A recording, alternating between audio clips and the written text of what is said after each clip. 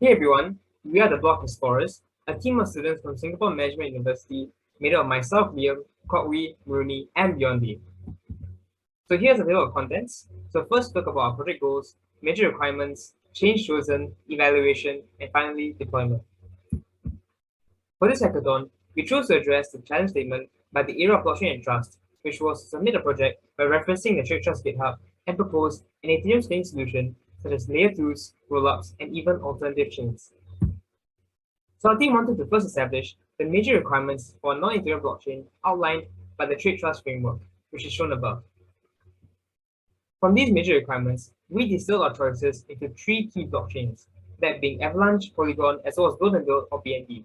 All three of these chains are relatively popular, have a faster time to finality or TTF, and lower gas fees compared to Ethereum. However, when doing our own internal evaluation, we decided on Avalanche as our chain of choice. So here is a brief overview. Avalanche is the 10th most popular chain by market cap. It features three inbuilt blockchains, the exchange chain, the platform chain, and the contract chain. It also boasts sub-second TTF, which is much faster than that of Ethereum's, which is roughly 6 minutes on average. It can even process up to 45,000 transactions per second and has very low gas fees. Next, we move on to our evaluation and how each point addresses the major requirements set by Trade Trust and how Avalanche is a better alternative compared to both Polygon and BNB. First, subnetting. Avalanche allows for subnetting, which are new networks in the Avalanche ecosystem. Each subnet can be private or public, as well as permissioned or permissionless, and configured based on multiple parameters, including supporting the use of smart contracts. Governments can also leverage on the security afforded by the primary network without investing much, and compliance to the Trade Trust framework can also be ensured by customizing the rules for each subnet.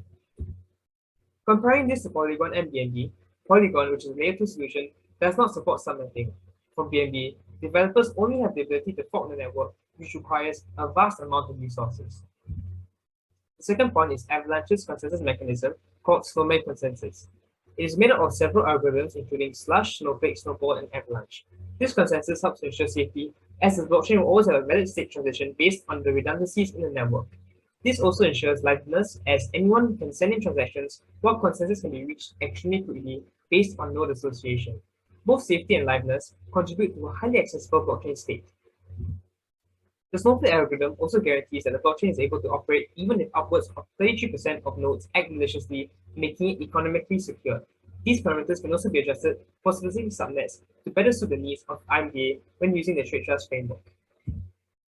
In addition, the number of individual validators on the Avalanche network is greater than that of Polygon and BNB, making it more impartial in its security structure and decentralized. The third point is community. Avalanche is a highly inclusive platform where any token holder can have a vote in selecting key financial parameters and in choosing how the system evolves. Avalanche also has a rich pool of developers, documentation, and incentive programs to support the creation of new projects, making it relatively open source. Incentive programs like this are lacking in both Polygon and BNB.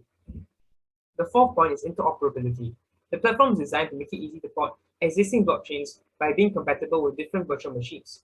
This gives Avalanche the ability to serve as a layer 2 solution for chains like Ethereum and Bitcoin while maintaining primary network consensus. However, Avalanche isn't perfect and does have its drawbacks. In early 2021, a heavy load on the Avalanche network triggered a non-deterministic bug related to state verification. This caused some validators to accept some invalid mint transactions, while the rest of the network refused to honor those transactions, stalling the whole C chain. All in all, the reasons described above, despite its shortcomings, Avalanche is still the best alternative to Ethereum for the deployment of Trade Trust. In order to showcase how Trade Trust could be shifted to other chains, we have created a web application which we will showcase in the next part of our presentation. Hi everyone, so this is our website deployed on NetLiffy. I first connect my wallet and make sure that I'm on the Avalanche test network. I can then interact with the contract by checking who the owner is and even issue a document. But as you can see, I'll probably get an error because I'm not the original owner of the document. But let's try anyway. So as you can see, even though the transaction failed, you can still take a look at it on the Block Explorer. So as you can see, the contract has been deployed and has had several interactions over the last few days. With that, we come to the end of our presentation, and I hope you enjoy watching.